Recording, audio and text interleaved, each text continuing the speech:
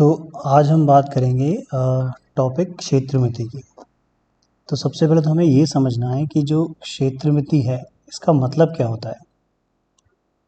क्षेत्रमिति को इंग्लिश में हम बोलते हैं मेंसुरेशन। मेंसुरेशन तो है क्या क्षेत्रमिति, सबसे पहले हमें ये पता होना चाहिए।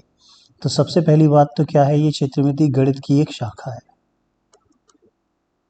गणित की एक शाखा है, सबसे पहली बात ये पता होना चाहिए हमको। अब अगर गणित की शाखा है तो इसमें करते क्या हैं हम, तो इसमें जितनी भी ज्यामितीय आकृतियां होती हैं, ज्यामितीय आकृतियां, तो उन ज्यामितीय आकृतियों की परिमाप, क्षेत्रफल और आयतन, इनके बारे में हम बात करते हैं कि जो ज्यामितीय आकृतियां हैं उनका क्षेत्रफल क्या है, उनकी परिमाप क्या है, उनका आयतन क्या है। तो ज्यामितीय आकृतियों की परिमाप, क्षेत्रफल और आयतन ज्ञात करना, इस तरह के प्रश्न हमको मिलते हैं इसमें देखने के लिए। अब अगर हम ज्यामितीय आकृतियों की बात कर रहे हैं तो सबसे पहले तो हमें पता होना चाहिए कितनी तरह की ज्यामितीय आकृतियां होती हैं और कौन कौन सी होती हैं। तो जो ज्यामितीय आकृतियां होती हैं उसमें सबसे पहली आकृति जो हम डिस्कस करते हैं यहाँ पे या समझना चाहेंगे, वो पहली आकृति की बात करते हैं, वो है त्रिभुज। तो सबसे पहले हम शुरुआत करते हैं कि त्रिभुज क्या होता है। तो त्रिभुज के बारे में हम समझेंगे, त्रिभुज का परिमाप कैसे निकालें, क्षेत्रफल कैसे निकालें। आयतन की बात नहीं होगी त्रिभुज में, क्योंकि जो आयतन होता है वो 3 डायमेंशंस आकृतियों के बारे में बात करते हैं, जिनकी हम बात आगे करेंगे। तो सबसे पहले अपनी शुरुआत करते हैं कि त्रिभुज क्या होता है, यही समझते हैं हम। तो त्रिभुज क्या है, पहली बात तो ये क्लियर है कि ज्यामितीय आकृति होती है। तो त्रिभुज ज्यामितीय आकृति, अब कैसी, तो त्रि है। तो इसमें जो त्रि लिखा है, इस त्रि का मतलब क्या होता है, 3। और भुज, जो भुज लिखा है इसका मतलब होता है भुजाएं। मतलब ऐसी आकृति जो 3 भुजाओं से बनती है उसे त्रिभुज कहते हैं। सबसे खास बात इसमें है कि आकृति बंद होना चाहिए। तो आकृति क्या होना चाहिए, बंद होना चाहिए। बंद आकृति जो 3 भुजाओं से बनी है, 3 भुजाओं से बनी है। तो इसका बंद होना बहुत ज़रूरी है। अगर ये बंद नहीं होगा तो फिर हम इसे त्रिभुज नहीं बोलेंगे। इसका क्या मतलब है कि बंद होना ज़रूरी है। मान लो मैंने एक लाइन यहाँ खींच दी तो ये एक भुजा हो गई, एक लाइन मैंने यहाँ खींच दी, ये भी एक भुजा हो गई, और एक लाइन मैंने यहाँ खींच दी। तो 3 भुजाएं हैं। तो यहाँ पे मान लो अगर मैं तीनों मिला भी दूँ, मान लो मैंने एक आकृति, एक लाइन ये खींची, दूसरी लाइन ये खींची और तीसरी लाइन ये खींच दी, तो हैं तो ये भी 3 भुजाएं, क्योंकि देखो ये एक भुजा हो गई, ये वाली एक भुजा है, ये दूसरी भुजा हो गई और ये तीसरी हो गई, पर इसे हम त्रिभुज नहीं बोलेंगे। क्यों? क्योंकि आकृति बंद नहीं है। तो इसलिए आकृति का बंद होना बहुत ज़रूरी है। तो बंद आकृति हम कैसे बनाएंगे, तो एक लाइन मैंने यहाँ खींची, ये तीर बन गया, तीर जैसा नहीं चाहिए हमको। एक लाइन ये है, दूसरी लाइन ये है, ये भी तीर जैसा बन रहा है जो कि नहीं चाहिए हमें, और ये तीसरी लाइन मैंने ये बना दी। तो अब ये जो 3 भुजाएं हैं ये बंद हैं। तो ये एक भुजा हो गई, ये दूसरी भुजा हो गई और ये तीसरी भुजा हो गई। तो ये 3 भुजाओं से जो आकृति बन गई है इसे हम त्रिभुज बोलेंगे। ये त्रिभुज नहीं है, ये नहीं है, ये नहीं है और ये त्रिभुज नहीं है।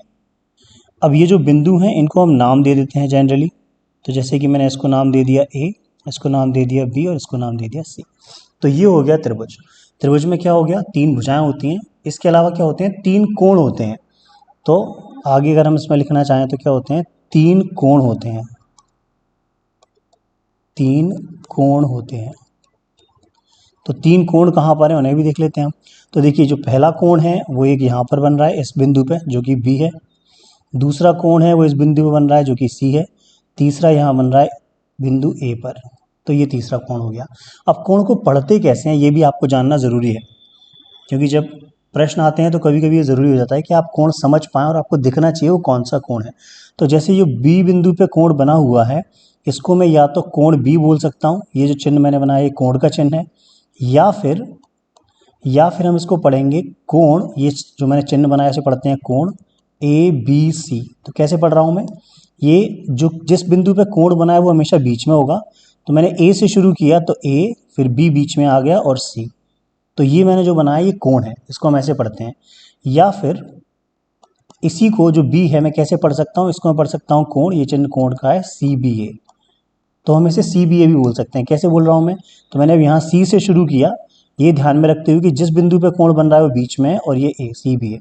तो चाहे मैं इसे ए बी सी बोलूँ या सी बी सी बोलूँ या सिर्फ कोण भी बोलूँ, इसका मतलब यही है कि ये मैं इस कोण की बात कर रहा हूँ। तो इस तरह आपको ये पता होना चाहिए कि त्रिभुज कैसी आकृति है। त्रिभुज में 3 भुजाएं हैं और 3 कोण हैं। अब इसके बाद हमें ये पता होना चाहिए कि जो त्रिभुज हैं वो कितने प्रकार के होते हैं। तो अब हम बात करते हैं त्रिभुज के प्रकार की। त्रिभुज के प्रकार, तो त्रिभुज के प्रकार अब हमने देख लिया कि त्रिभुज में क्या है, देखो भुजाएं भी हैं और कोण भी हैं। यानी मैं चाहूँ तो त्रिभुज को कैसे बांट सकता हूँ, त्रिभुज को मैं कोण के आधार पर भी बांट सकता हूँ और किसके आधार पर बांट सकता हूँ, भुजाओं के आधार पर भी बांट सकता हूँ। तो एक काम करते हैं, इसको थोड़ा यहाँ बीच में लगा लेते हैं और अब यहाँ से हम देखते हैं कि जो त्रिभुज है इसके प्रकार कैसे हम देख सकते हैं। तो मैंने यहाँ से एक लाइन खींची तो एक शाखा हम यहाँ भेज देते हैं और यहाँ पे हम बात करेंगे किसके आधार पर, भुजाओं के आधार पर। भुजाओं के आधार पर कितने त्रिभुज हो सकते हैं, आधार पर। और यहाँ पे हम बात करते हैं इस तरफ कोण के आधार पर, कि अगर हमारे कोण हैं, मैं इसको थोड़ा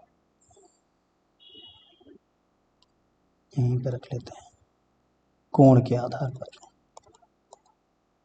कोण के आधार पर।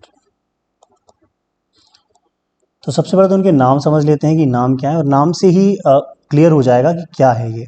तो अगर हम भुजाओं के आधार पर बात करें तो जो पहला त्रिभुज हमारा निकल के आएगा उसको हम बोलते हैं समबाहु त्रिभुज।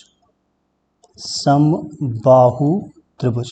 अब मैं क्या करूँगा, देखो त्रिभुज के लिए ना ऐसे ऐसा चिन्ह बना दूंगा त्रिभुज, जहाँ भी मुझे त्रिभुज लिखना है तो मैं ये ऐसे ऐसे त्रिभुज का एक निशान बना दूंगा। तो समबाहु त्रिभुज। अब देखो नाम से ही क्लियर हो रहा है यहाँ सम, सम का मतलब क्या हो गया, समान। सम का मतलब हो गया समान। बाहु मतलब भुजाएं, यानी समान भुजाएं। अब कितनी भुजाएं होती हैं त्रिभुज में, 3 भुजाएं होती हैं, यानी तीनों भुजाएं समान होती हैं। तीनों भुजाओं की माप समान होती है, की माप समान होती है। ऐसा जो त्रिभुज होगा उसे हम क्या बोलेंगे, समबाहु त्रिभुज बोलेंगे। ठीक है। अगर चित्र हम देखना चाहें तो मान लो मैंने ये एक लाइन खींच दी, ये दूसरी लाइन खींच दी और ये तीसरी लाइन खींच दी। अब यहाँ पे जो तीनों हैं वो एक जैसी हैं। तो जब एक जैसी भुजाएं हैं तो हम क्या करते हैं, मैंने बोला कि अगर ये भुजा है इसकी माप भी ए है, ये भुजा है इसकी माप भी ए है और ये भुजा है इसकी माप भी ए है। तो ये यहाँ से लेके यहाँ तक ये एक भुजा है, इसकी माप मैंने बोल दिया ए है। फिर यहाँ से लेके यहाँ तक ये दूसरी भुजा है, इसकी माप भी मैंने बोल दिया ए, क्योंकि तीनों एक है। और यहाँ से लेके यहाँ तक ये भी एक भुजा है, इसकी माप भी ए है। ए का मतलब है कोई भी संख्या हो सकती है, मतलब 5 हो सकती है। तो 5 है तो तीनों 5 की होंगी। मतलब मैंने बोल दिया कि यहाँ ए की अगर माप 5 है तो ये भी 5 होगा, ये भी 5 होगा और ये भी 5 होगा। अब 5 क्या, तो 5 के साथ यूनिट यानी जो इकाई है वो लगाना ज़रूरी है। तो मैं इसको बोल सकता हूँ सेंटीमीटर, ये भी हो जाएगी सेंटीमीटर और ये भी हो जाएगी सेंटीमीटर। ये मीटर में भी हो सकती थी। तो ये निर्भर करेगा कि क्या प्रश्न में माप दी गई है, क्या इकाई दी गई है, उसके ही अनुसार हम लिख लेंगे। तो जनरली हम क्या है, ए लेटर का यूज़ करते हैं दर्शाने के लिए जो त्रिभुज की भुजा है उसे। तो यहाँ हमने ए लिख दिया, तो ये हो गया समबाहु त्रिभुज। अब दूसरे त्रिभुज की बात कर लेते हैं कि दूसरा कौन सा होगा। अब अगर समबाहु यानी तीनों भुजाएं समान हैं तो अब 2 भी हो सकती हैं, तो उसको हम बोलेंगे समद्विबाहु त्रिभुज। समद्विबाहु त्रिभुज क्या मतलब हो गया इसका, अब देखो फिर से सम का मतलब तो हमने पढ़ लिया अभी, ये होता है समान, तो ये हो गई समान। द्वि का मतलब क्या होता है, द्वि का मतलब हो गया 2 और बाहु मतलब भुजाएं, तो मतलब क्या हो गया, अब इस बार 2 भुजाओं की माप समान होगी, तो 2 भुजाओं की माप समान। ऐसा त्रिभुज जो हमारे पास होगा तो उसे हम क्या बोलेंगे, समद्विबाहु, 2 भुजाओं की माप समान। तो ये जब त्रिभुज मिल जाएगा उसे हम बोलेंगे समद्विबाहु। बना के देख लेते हैं एक बार। तो मैंने बनाया ऐसे, ये लाइन थोड़ी छोटी बना देते हैं और ये इसको ऐसे मिला देते हैं। तो अब इस बार ये 2 हैं तो मैं क्या करूँगा, ऐसा चिन्ह बना दूंगा लाइन के ऊपर। तो ये चिन्ह मुझे बता रहा है कि ये दोनों समान है। तो मैं बोल सकता हूँ अगर ये ए है तो ये भी ए होगा, लेकिन ये जो है ये कुछ अलग होगा बी। तो ये वाली जो भुजा है ये भी ए है इस साइड से ये जो भुजा है ये भी ए है, लेकिन ये जो भुजा है ये अलग है, ये किसी और माप की है। क्या कहना चाह रहे हैं हम यहाँ पे, मतलब अगर ये मैंने बोला कि ये जो है वो 6 सेंटीमीटर की है तो ये भी 6 सेंटीमीटर की होगी, लेकिन ये जो होगी तो ये कम और ज़्यादा हो सकती है, तो मान लो ये 5 सेंटीमीटर की है। तो इसमें दो भुजाएं बराबर हैं पर तीसरी बराबर नहीं है, तो इसे हम बोलते हैं समद्विबाहु त्रिभुज। ये हो गया हमारा दूसरा भुजाओं के आधार पर। तीसरा देख लेते हैं। अब तीसरा जो होता है हमारा, अब एक दो तीन ही तो भुजाएं होती हैं, तीनों बराबर हो गई, फिर दो बराबर हो गई। अब ऐसा होगा इसमें एक भी नहीं बराबर हो, तो इसे हम बोलेंगे विषम बाहु त्रिभुज। विषम बाहु त्रिभुज। विषम मतलब तीनों अलग अलग, विषम मतलब तीनों अलग अलग हो जाएंगी यहाँ। तो ऐसा त्रिभुज जिसमें तीनों भुजाओं की माप अलग अलग होती है, तीनों भुजाओं की माप, तीनों भुजाओं की माप अलग अलग होती है, अलग अलग। इसको भी बना के देख लेते हैं। तो अब मैंने बना दिया, मान लो एक ये लाइन बना दी, दूसरी ऐसे लाइन बना दी और तीसरी लाइन ऐसे बना दी, तो ये भी एक त्रिभुज बन गया। अब इसमें हम क्या बोल देंगे, ये वाली जो भुजा है ये ए है, ये वाली भुजा बी है और ये वाली भुजा सी है। तो ये भुजा की लंबाई यहाँ से यहाँ तक ए, ये यहाँ से यहाँ तक बी और ये यहाँ से यहाँ तक सी। तो अब ये तीनों अलग अलग भुजाएं हुई, तो इसको हम बोलेंगे विषमबाहु त्रिभुज। तो ये जो हमारे त्रिभुज हैं ये हमने क्या कर दिया है, भुजाओं के आधार पर कर दिया है। तो अब ये आपको पता होना चाहिए कि ये तीनों भुजाओं के आधार पर हम कैसे निकाल रहे हैं इनको। ठीक है, अब वापस आते हैं और आते हैं कोण के आधार पर। तो अब कोण के आधार पर कौन से हो सकते हैं ये भी देख लेते हैं हम। तो इसको भी थोड़ा सा यहाँ से अलग ले जाते हैं। तो पहला जो हो सकता है वो होता है न्यून कोण त्रिभुज। न्यून कोण त्रिभुज। न्यून कोण त्रिभुज क्या होगा, न्यून कोण क्या होता है, सबसे पहले तो ये पता होना चाहिए हमें। तो न्यून कोण वो होता है जो 0 से 90 डिग्री के बीच में होता है। तो मतलब ऐसा त्रिभुज जिसका जो एक कोण है, एक नहीं, ऐसा त्रिभुज जिसके सभी कोण, तीनों कोण यानी कि सभी कोण न्यून कोण हो, सभी कोण न्यून कोण हो, ऐसे त्रिभुज को हम क्या बोलेंगे, ऐसे त्रिभुज को बोलेंगे हम न्यून कोण। दूसरा क्या होगा इसमें, यहाँ पे दूसरा हो जाएगा समकोण। ये थोड़ा सबसे ज़्यादा इंपॉर्टेंट त्रिभुज है, इसके बारे में हम बात करेंगे। समकोण त्रिभुज। समकोण का मतलब ऐसा जिसमें एक कोण समकोण हो, और समकोण का मतलब क्या होता है, समकोण का मतलब होता है 90 डिग्री का कोण। तो ऐसा त्रिभुज जिसका एक कोण 90 डिग्री का हो, ये त्रिभुज बहुत ज़्यादा स्पेशल हो जाता है, क्योंकि कई बार आता है पेपर में और अलग अलग जो आकृतियाँ उनमें भी आएगा। कैसे पता चलता है हमको, ये जो लाइन है, ये जो एंगल कोण बन रहा है ये 90 डिग्री का है, ये वाला यहाँ से, यानी जो अंग्रेजी का लेटर होता है एल, जब भी ऐसा शेप देखे आपको कि एल बन रहा है, ऐसा बन रहा है ये, तो ये 90 डिग्री का कोण है। ये उल्टा एल बना दें हम, जिसमें जैसे यहाँ बना है, तो ये एल मैंने बना दिया, तो ये भी 90 डिग्री का कोण है। ये भी मैं एक एल जैसा देख सकते हो आप, तो ये भी 90 डिग्री का कोण है। तो ये ऐसा भी बन सकता है, अगर ऐसा बना दिया मैंने ये, तो ये भी 90 डिग्री का कोण है। तो आपको देखना आना चाहिए कि वो 90 डिग्री कहाँ बन रहा है, और जनरली ऐसा एक एक छोटा सा वर्ग बना देते हैं उसमें, तो ये हमें बताता है कि ये जो कोण है वो 90 डिग्री का है।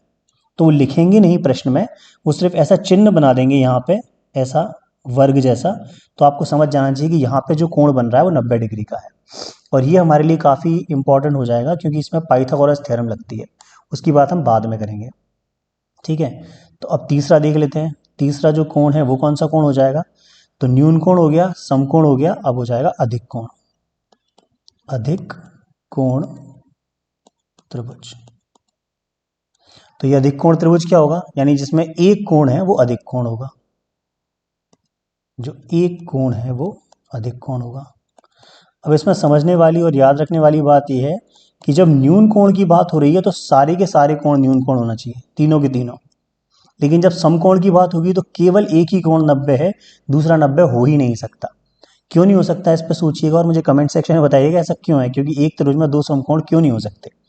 और अधिक कोण भी है तो केवल एक कोण ही अधिक कोण होगा, दो अधिक कोण क्यों नहीं हो सकते, ये मुझे आप सोच के बताइएगा, ये प्रश्न कमेंट सेक्शन में बताइएगा कि क्यों एक त्रिभुज में समकोण केवल एक ही हो सकता है, अधिक कोण केवल एक ही हो सकता है, जबकि न्यून कोण तीनों हो जाएंगे। ठीक है, तो ये आपके लिए होमवर्क है, मुझे बताइएगा क्या है। तो आई होप कि यहाँ ये समझ में आ गया होगा। मैं अब इसको थोड़ा सा छोटा कर देता हूँ ताकि ये तीनों आप एक साथ देख सको। ये जो है हमारा, ये त्रिभुज के प्रकार हैं जो हमने पढ़ लिए हैं। तो ये त्रिभुज के प्रकार आपको आना चाहिए। वीडियो पॉज करके आराम से आप लिख लीजिएगा, इनको लिख के और याद भी करना है आपको, समझ में आना चाहिए कि क्या क्या है, क्योंकि हम जो बात करेंगे वो इन्हीं की बात करेंगे, इनका कैसे हमें परिमाप निकालना है, कैसे हमें क्षेत्रफल निकालना है। तो अब सबसे पहले बात करते हैं हम परिमाप की। हमें पता होना चाहिए कि परिमाप क्या होता है। तो अब अगला जो हम पढ़ना चाह रहे हैं वो हम जानना चाह रहे हैं परिमाप। तो अब त्रिभुज की परिमाप हम कैसे निकालेंगे? तो त्रिभुज की जो परिमाप का हम सूत्र याद करेंगे, ये आपको पता होना चाहिए कि त्रिभुज की परिमाप बराबर तीनों भुजाओं का योग। तीनों भुजाओं का योग, ये होता है त्रिभुज की परिमाप। छोटा सा एक जल्दी से एक प्रश्न करके देख लेते हैं। तो मान लो मैंने एक प्रश्न दिया और उसमें एक ऐसे त्रिभुज बना दिया, ये एक त्रिभुज है, ये एक त्रिभुज बना दिया। मैंने बोला कि ये जो भुजा है ये 5 सेंटीमीटर की है, ये जो भुजा है ये 4 सेंटीमीटर की है, ये जो भुजा है ये 7 सेंटीमीटर की है। अब इसका परिमाप निकालो, इसका परिमाप ज्ञात करो। तो अगर इसका परिमाप मुझे निकालना है तो क्या आसान सा तरीका है परिमाप निकालने का, जल्दी से निकाल लेते हैं हम। फॉर्मूला तो पता ही है हमको, क्या है? त्रिभुज की परिमाप। त्रिभुज की परिमाप का जो सूत्र है वो हमने भी पढ़ ही लिया है। यहाँ पे क्या कह रहा है वो सूत्र? त्रिभुज की परिमाप का जो सूत्र है वो ये कह रहा है हमसे कि जो सभी भुजाएं हैं, इन सभी भुजाओं का आप योग कर दीजिए, तो जो उत्तर आएगा उसे ही हम परिमाप बोलेंगे। तो सभी भुजाएं कौन सी हैं? 5 सेंटीमीटर है, तो मैं लिख दिया यहाँ पे 5 सेंटीमीटर, प्लस अगली भुजा है 4 सेंटीमीटर, तो 4 सेंटीमीटर, प्लस अगली है 7, तो 7 सेंटीमीटर। तीनों को जोड़ देते हैं तो कितना हो जाएगा? 5 और 4 9, 9 और 7 16, तो ये हो जाएगी 16 सेंटीमीटर। तो इस त्रिभुज की परिमाप कितनी हो गई? 16 सेंटीमीटर। तो ये एक सिंपल सा कॉन्सेप्ट आपको पता होना चाहिए कि त्रिभुज की परिमाप हम कैसे निकालते हैं। ठीक है, अब अगला जो बात है वो आती है त्रिभुज के क्षेत्रफल की। तो अब हमें पता करना है कि त्रिभुज का क्षेत्रफल कैसे निकालते हैं। त्रिभुज का क्षेत्रफल, तो त्रिभुज का क्षेत्रफल निकालने के अलग अलग फॉर्मूले हैं, अलग अलग सूत्र हैं, तो वो हमें पता होना चाहिए। तो सबसे पहले हम बात करते हैं कि अगर हमें ऐसा त्रिभुज दिया है जो कि समकोण त्रिभुज है, समकोण त्रिभुज, तो उस समकोण त्रिभुज का क्षेत्रफल हम कैसे निकालेंगे? समकोण त्रिभुज का क्षेत्रफल, तो समकोण त्रिभुज के क्षेत्रफल के लिए हम यूज करेंगे 1/2 गुणा आधार गुणा ऊंचाई। ये हमारा फॉर्मूला है जो हम यूज करेंगे। जो किताब में आपको ऐसा लिखा मिलेगा, पर आप इसे ऐसे याद कर सकते हैं। आप सिंपल कर दें आधार गुणा ऊंचाई बटे 2। वही सेम फॉर्मूला है, बस मैं लिखने का तरीका बदल दिया। अब ये कैसे यूज करेंगे, तो जल्दी से इसका भी एक प्रश्न करके देख लेते हैं हम कि कैसे इसको हम यूज करेंगे। तो हम मानो मैंने बोल दिया कि एक त्रिभुज बना देते हैं। यहाँ पे ये एक समकोण त्रिभुज है, एक समकोण त्रिभुज बना दिया हमने। अब मैंने बोला कि ये जो भुजा है ये है 6 सेंटीमीटर की, ये जो भुजा है ये है 8 सेंटीमीटर की। अब इसका क्षेत्रफल निकालिए, इसका क्षेत्रफल निकालिए। तो अब मुझे पता होना चाहिए कि ये जो कोण है ये एल जैसा दिख रहा है, मतलब ये कोण है 90 डिग्री का।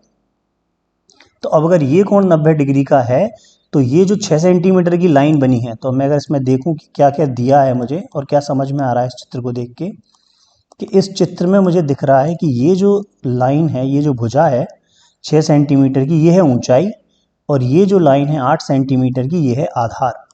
तो मुझे इन्होंने प्रश्न में आधार भी दिया है कि आधार कितना है 8 सेंटीमीटर का, और यहाँ पे मुझे इसके साथ साथ ऊंचाई भी दी हुई है। तो ऊंचाई कितनी दी हुई है? ऊंचाई बराबर 6 सेंटीमीटर की। तो आधार भी है, ऊंचाई भी है। अब इसका हल कर लेते हैं हम कि क्या निकालना है? त्रिभुज का क्षेत्रफल। तो सूत्र याद होना बहुत ज़रूरी है यहाँ पे। त्रिभुज का क्षेत्रफल कैसे निकालेंगे? त्रिभुज का क्षेत्रफल अभी अभी हमने सूत्र देखा था, अभी याद नहीं हुआ है तो कर लीजिए। हर बार लिखिए फॉर्मूला ताकि आपको याद हो जाएगा वो। तो आधार गुणा ऊंचाई, और इस आधार गुणा ऊंचाई पूरे को हम 2 से भाग दे देंगे बटे 2। लिख लेते हैं, सारी वैल्यूज़ हैं हमारे पास में। तो आधार कितना है हमारे पास? 8 सेंटीमीटर, तो मैंने लिख लिया 8 सेंटीमीटर, गुणा ऊंचाई कितनी है? 6 सेंटीमीटर, तो मैंने लिख लिया 6 सेंटीमीटर, और इस पूरे को 2 से भाग लगाना है। तो अब यहाँ पे आपको काट सरल करना आना चाहिए। तो मैं सरल कैसे कर सकता हूँ? ये 2 कट जाएगा, तो 2 एकम 2 और 2 चौक 8।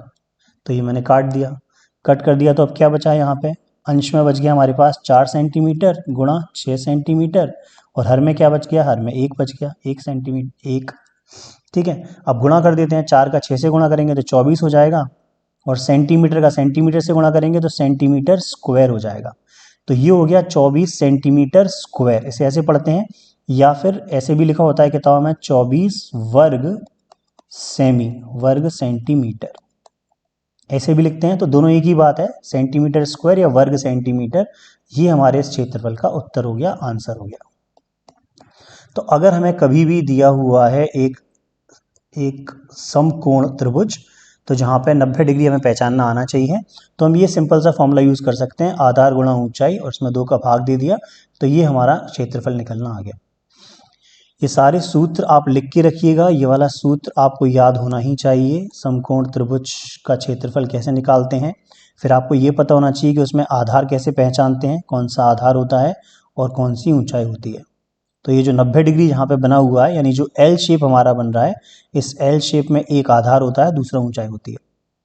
इसमें कोई ज़रूरी नहीं है, मैं चाहता तो आधार 6 सेंटीमीटर को भी लिख सकता था और ऊंचाई 8 सेंटीमीटर को भी लिख सकता था, उससे कोई फर्क नहीं पड़ता। पर ये समझ लीजिए कि जो एल है, इस एल की एक भुजा आधार है और एक भुजा ऊंचाई है। ये आपको समझ में आना चाहिए चित्र देखकर। तो ये तो बात हो गई समकोण त्रिभुज का क्षेत्रफल निकालने की। अब जो अगला त्रिभुज है हमारे पास में, वो है समबाहु त्रिभुज। तो अगर हमारे पास समबाहु त्रिभुज आ गया, तो हम इसका क्षेत्रफल कैसे निकालेंगे, समबाहु त्रिभुज का क्षेत्रफल। तो अब ये फॉर्मूला भी, ये सूत्र भी हमको याद होना चाहिए कि समबाहु त्रिभुज का जो क्षेत्रफल है, इसका क्या सूत्र होता है। तो समबाहु त्रिभुज का क्षेत्रफल इसका फॉर्मूला होता है, ये स्क्वायर रूट वर्गमूल के अंदर 3/4, और इसका गुणा कर देंगे हम a स्क्वायर से। तो ये हम यूज़ करेंगे समबाहु त्रिभुज के लिए। इसको भी देख लेते हैं कैसे कैसे हमको यूज़ करना है ये फॉर्मूला। तो अब मान लो मैंने एक समबाहु त्रिभुज बना दिया, तो ये एक भुजा हो गई, ये दूसरी भुजा हो गई, ये तीसरी भुजा हो गई। और हमें तो मालूम है कि समबाहु त्रिभुज में क्या होता है, सारी की सारी भुजाएं एक जैसी होती हैं।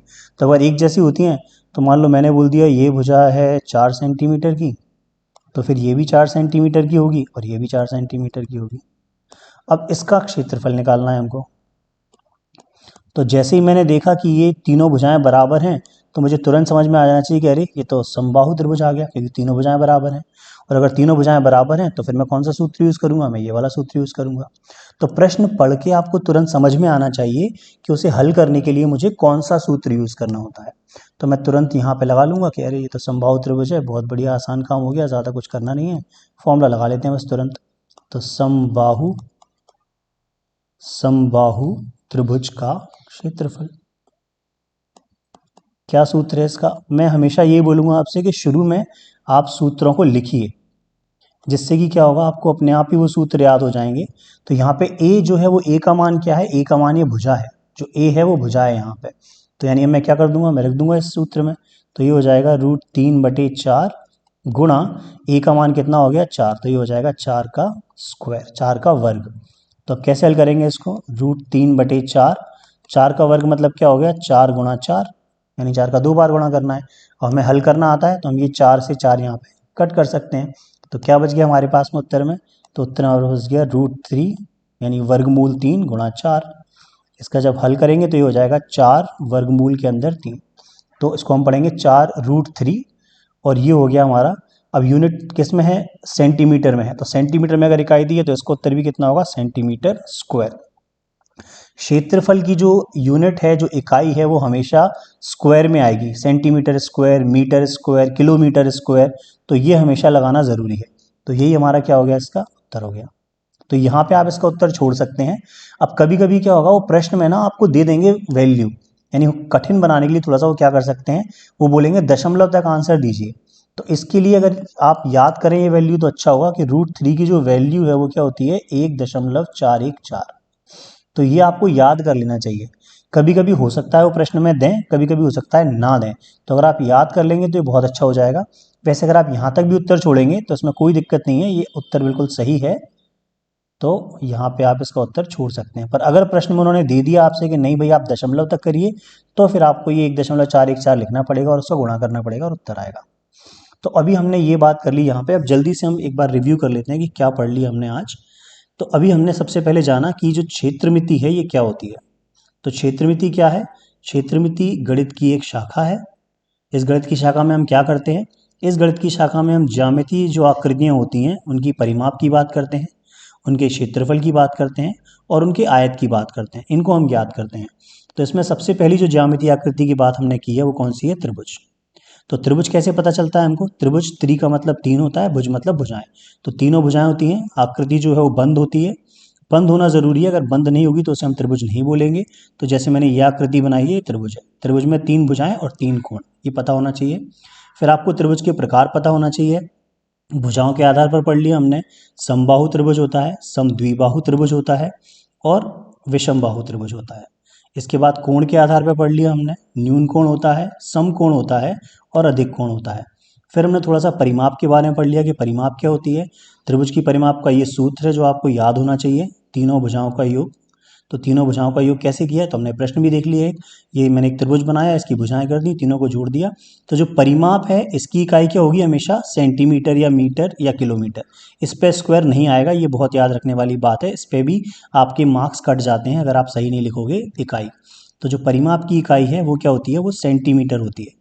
स्क्वायर नहीं है इसके ऊपर, क्योंकि हम सिर्फ लंबाइयों को जोड़ रहे हैं इसमें। और जो क्षेत्रफल है, उस क्षेत्रफल की जो इकाई होती है वो स्क्वायर में होती है। ये हमेशा याद रखना कि जो क्षेत्रफल है इसकी जो इकाई है वो स्क्वायर में है। क्यों? क्योंकि हम यहाँ गुणा कर रहे हैं। तो गुणा में हम अलग से पढ़ेंगे। जो पावर होती हैं इनके जो नियम होते हैं, घातांक के जो नियम होते हैं उसके अनुसार हम इनका गुणा कर रहे हैं। तो इसलिए अब क्षेत्रफल में भी अलग अलग तरह से होता है। तो हमने पहला पढ़ लिया समकोण त्रिभुज का क्षेत्रफल कैसे निकालते हैं। ये आपको सूत्र याद रखना है, आधार गुणा ऊंचाई। तो आधार गुणा ऊंचाई से आप करेंगे तो ये आपको आंसर मिल जाएगा इसका। ये प्रश्न भी देख लिया हमने। समबाहु त्रिभुज का देख लिया हमने। समबाहु त्रिभुज का जो सूत्र होता है वो ये होता है, √3/4 गुणा a स्क्वायर। तो हमने ये भी हल करके देख लिया कि ये कैसे हल करते हैं। अब ये आप प्रैक्टिस कीजिएगा और मुझे बताइएगा अगर आपको कोई भी चीज़ समझ में नहीं आई है। अगला जो वीडियो है उसमें हम पढ़ेंगे कि जो विषम बाहु त्रिभुज है, यानी अगर तीनों भुजाएं अलग अलग हैं तो फिर हम त्रिभुज का क्षेत्रफल कैसे निकालेंगे।